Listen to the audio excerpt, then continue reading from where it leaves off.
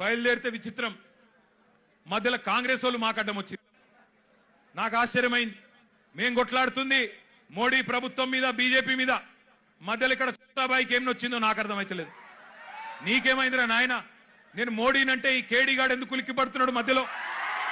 నేను మోడీని అంటున్నా. మోడీ తప్పు చేసిండంటే నీకేంది రోగం? మధ్యలో యూత్ కాంగ్రెస్ వాళ్ళు వచ్చి నా కారుకి అడ్డం వచ్చిండ్రు. పోలీసు వాళ్ళు సంపుడు చంపి తీసుకుపోయాను మంచిగా. నేనేమంటున్నా అంటే ఏం జరుగుతుంది ఈ దేశంలో? నువ్వు రావు ఢిల్లీలో రాహుల్ గాంధీ పోయి ప్రధానమంత్రి ఇంటి ముంగట కూర్చుంటే ఈ నల్లమల పిల్లి పోయి కొడంగల్లో దాక్కున్నది. ఢిల్లీకి పోలే ఈడ పోయి దాక్కున్నాడు. అరే మీ మహేష్ గౌడ్ పోయి రాజ్ భవన్ ముంగట ధర్నా చేసిండు. కనీసం ఆయన కొద్దిగానే రేషం ఉన్నది. నువ్వే ఆడున్నావు.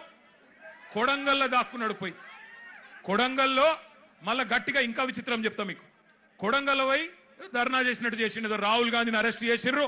వెంటనే ఇడిచిపెట్టాలి, మావోనికి దెబ్బ తాకింది, గింతంత గీర్కపోయింది, అయ్యో చాలా అన్యాయం జరిగింది అని బాధపడుతున్నాడు. నేను అడుగుతున్నా రేవంత్ రెడ్డి, ఏమన్నా కొద్దిగా సోయుందా నీకు?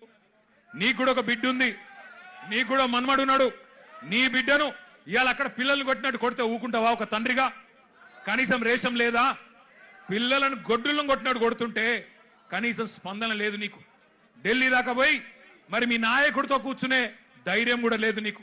ఇంకా మీదికెళ్ళి మోడీ గారిని, ధర్మేంద్ర ప్రధాన్ గారిని ఇవాళ ప్రధానంగా యువత డిమాండ్ చేస్తున్నది.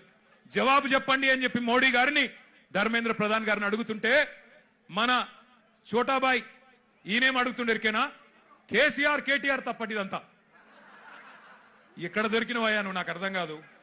దేశమంతనేమో మీ నాయకుడు రాహుల్ గాంధీతో సహా మోడీ, ధర్మేంద్ర ప్రధాని ఇద్దరు రాజీనామా చేయాలని వాళ్ళు పెడుతుంటే నీకు కేసీఆర్ తప్ప ఇంకొకరు కళలు కూడా ఇంకొకరు యాదికి రాక మానరిగా నీకు.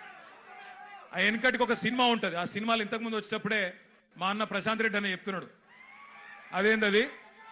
కుక్క కథ కదా. చిన్న పిల్లగాడు ఒకడు ఉంటాడు. వాని ఏం అడిగినా లాస్ట్కి ఏమంటే నాకు కుక్క కావాలి అంటాడు. అట్లా ఈయన కూడా అంతే. ఇక ఆయన నిద్రలో లేపు, ఈ ముఖ్యమంత్రిని నిద్రలో లేపు. అదో సినిమా పేరట, చిత్రం అట. అది చిత్రం, వీడు విచిత్రం.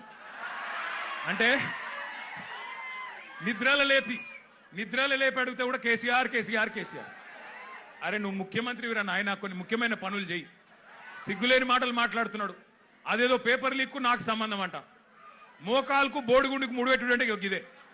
నేను చెప్పిన, అయ్యా రేవంత్ రెడ్డి నీకేమన్నా సిగ్గు శరం ఉంటే నువ్వు చెప్పిన లేదా?